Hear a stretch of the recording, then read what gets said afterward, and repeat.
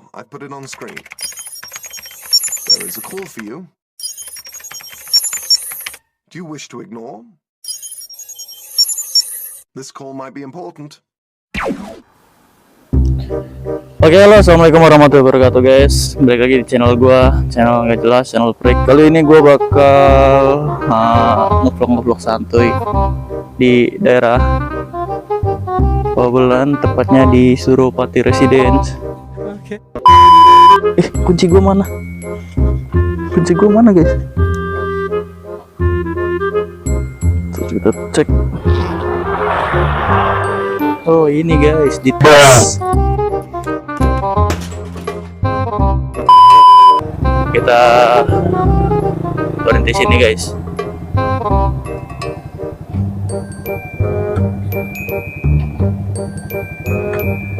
Oh, jadi ini fiction gua. Ini spek mesin standar. Gua paling mau di ganti knalpot, spion, lampu, sama pasang undertail.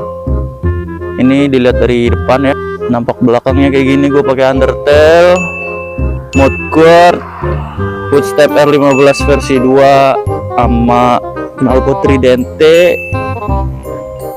Yang lainnya standar guys. Tridente ini gue pakai punya temen gue. Ini shifternya gue beli online 30.000. Kabelnya gue beli berapa? 10.000. Ini shifternya nggak termasuk sama selang ininya ya, selang kabel. Nah itu, ini panjangnya 2 meter, cuman kemarin karena kepanjangan ini gue potong jadi biar pas. Dari ini gue pakai grip kit KTC Kitako. Ininya handle kopling sama handle rem itu gue variasi. Spion Tomok model Rizoma ini ya, gue beli variasi juga. Ini standar, holder standar, ini standar, master standar. Ini saklar buat lampu tembak, sama ini tuh buat nyetel. Suara knalpot Tritec, ini suaranya. Ini buat ngecilin.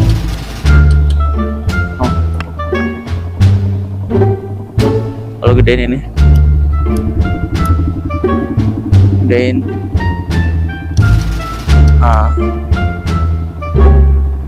Terus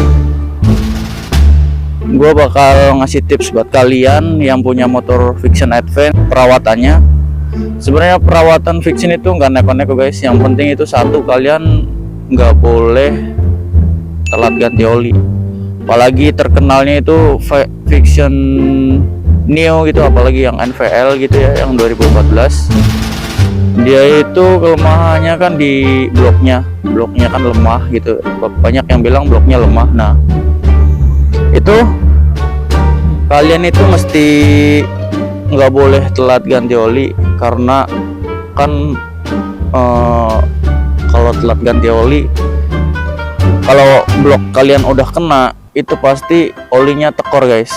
Entah itu berapa liter. Punya gua aja ini Fiction gua, kalau tiap ganti oli, padahal gua ganti rutin setiap 1000 km. Gua tahu 1000 km dari mana? Dari sini. Ini ada Odo itu ada di layarnya ini. Di layar ini ada Odo. Kalau kita tekan tombol ini ada trip 1. Nih, ini trip 1. Gua kemarin habis ganti oli langsung gua reset trip 1-nya. Nah, kita ada trip 1 dan trip 2. Bedanya apa trip 1 sama trip 2? Semuanya sebenarnya sama, cuman kayak buat bedain tempat. Kayak misal trip 1 buat lu matok tiap ganti oli berapa ribu kilometer sekali. Nah sedangkan trip 2 nya itu tiap kalian ganti air radiator itu berapa kilometer, berapa ribu kilometer sekali kayak gitu. Nah ini trip 2 nggak pernah gue pakai ya. Sekarang trip 1 ini baru kemarin gue ganti oli sama ganti filter oli. Nah cara ngeresetnya gimana? Ini kan jangan ya pakai trip 2. Ini kan posisi trip 2 kayak gini. Kita tahan ini. Nah ketika kalian udah ganti oli, udah servis, kalian tahan, tekan. Nah ntar ininya 0 gitu. Nah tujuannya apa? Biar kalian sebagai pengingat kalian supaya kalian itu nggak telat, karena oli itu penting guys. Kalau di dalam mesin kalian kehabisan oli, itu bisa-bisa gancet, malah parah. Ntar harusnya yang kalian rutin ganti oli yang paling 50.000 60.000, malah kalian ini kan ganti blok seharga di atas 700 apa bahkan nyampe 1 juta. Kalau kerusakannya parah kan sayang guys. Mending kalian merawat lah. Nah buat tips kalian yang punya Vixion itu mesti punya kunci L buat ganti sendiri ya. Kunci L, kunci kalau bisa kunci shock yang set. Jadi kalian bisa ganti oli sendiri setiap 1000 km. Jadi kalian itu cuman beli olinya doang di bengkel, nggak usah oli yang mahal-mahal lah, yang penting rutin aja. Gua aja pakai Yamaha Sport yang biasa yang 55.000 kemarin gua beli di Yamaha dealer resminya. Nggak usah yang super sport, apalagi apa sih yang motul. Buat apa guys pakai oli mahal-mahal tapi kalinya nggak kayak konsisten ganti olinya, malah ntar kalau tekor sayang gitu.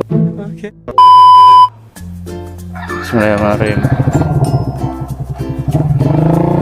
Ini Vixion gua rutin ganti oli tiap 1200 km.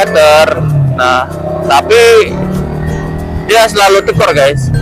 Yang tadinya kan gue bandingin, yang tadinya 1 liter di botol, 1 liter di botol, ketika gue kuras, gue masukin botol yang ininya, dia itu berkurang 200 ml. Nah kayak gitu. Nah karena kalian juga pakai knalpot racing, kalau misal kalian pakai knalpot racing nih terus pakai Vixion, kenapa banyak orang berasumsi knalpot racing itu bisa ngerusak mesin? Jadi itu kembali lagi ke kitanya guys. Kalau kitanya makanya serugul maka ya kayak gitu, nggak bakal awet. Jadi kalian itu patokannya di sini. Knalpot racing kan dia enteng, maksudnya ngeplong gitu ya. Dari putaran 1 misal ini RPM 10 apa 9.000 itu kan maksudnya ngisi terus ya. Ya itulah yang bikin ini. Nah kalau kita pakai knalpot standar, kalau di RPM 8.000 sama mau ke 9.000 itu kan udah kayak mau limit, udah maksudnya enggak ini udah setak lah. Nah tapi kan kalau knalpot racing, kalau misalnya kita di gaspol, dia kan naik terus guys, nyampe RPM-nya mau 10.000 lebih gitu. Jadi itulah yang secara nggak langsung itu mesin kita itu didobrak, performanya dipaksa buat RPM-nya naik terus gitu. Ya akhirnya itu juga yang nanti bisa bikin masalah di blok share kalian. Nah, kayak gitu, karena pakai knalpot racing terus kalian namanya suka lupa ganti oli. Nah itu kan kalau putaran tinggi kan, semakin putaran tinggi semakin cepat panas gitu ya. Nah kalau udah baret kan jadi panasnya bisa bikin ini gesekannya semakin kencang, bisa bikin tambah baret, ntar tambah rusak. Kalau udah baret kalian telat ganti oli bisa bikin tekor. Mending tekor doang, bisa gancet kalian, ganti seher, ganti blok. Iya, kalau misal sekali jadi guys, kalau misal bongkar-bongkar kayak gitu ada yang rusak lain kan sayang kitanya. Jadi mending kita antisipasi lah, menghindari pengeluaran kita supaya nggak terlalu banyak. Mending kita merawat mesin kita, merawat motor kita, nah secara rutin. Gak apa-apa tiap bulan keluar 50 ribu kan kita enteng gitu ya. Maksudnya nggak terlaluan, daripada ntar suatu saat kontan cash, masih ini 1 juta biaya ganti blok sama ini kan kita pusing guys. Nah kayak gitu, lebih baik mencegah daripada mengobati. Gua walaupun pakai knalpot racing, gua tetap jalan di 4000 rpm ya, karena satu, sayangin motor lu semua, sayangin diri lu semua. Kita berkendara bukan di sirkuit men, kita berkendara di jalanan umum. Semua orang itu berhak mendapatkan kenyamanan dalam berkendara. Kalau kalian kebut-kebutan, satu mesin kalian kasihan, pengendara lain juga kasihan karena dengerin suara knalpot kalian yang bising gitu kan ya. Jadi kita itu nggak boleh egois, kita harus memikirkan pengendara lain juga.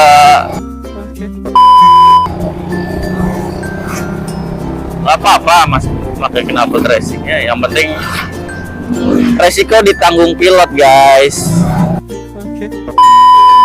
Jadi kalian berkendara itu nggak usah aneh-aneh lah.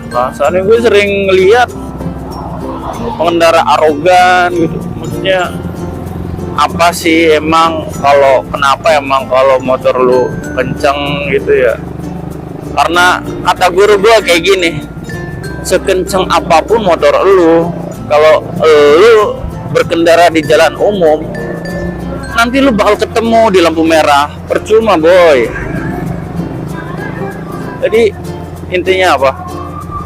Kenceng itu maksudnya nggak terlalu pengaruh di jalanan umum, karena ya apalagi kalau di kota-kota besar ya kayak gini, macet, panas, ya mending santai aja lah. Kalau kalian buru-buru terus nauzubillah misal kalian kecelakaan ya, apa sih yang rugi? Siapa yang rugi? Kalian. Iya rugi, motor kalian rusak. Kalian misal panas-panas kayak gini kena aspal, udah lecet kena aspal. Oke guys, sekiranya itu dulu yang bisa gue share pada motovlog kali ini. Kurang lebihnya gue mohon maaf. Semoga kalian bisa terhibur dengan konten gue. Jangan lupa share, komen, subscribe channel gue. Kalau kalian ada masukan atau apapun itu bisa komen, apa mau gua gimana pasang gas spontan apa ini, ntar insya Allah kalau misal bisa dan ada waktu gua bikinin videonya guys. Kurang lebihnya gua mohon maaf. Assalamualaikum warahmatullahi wabarakatuh.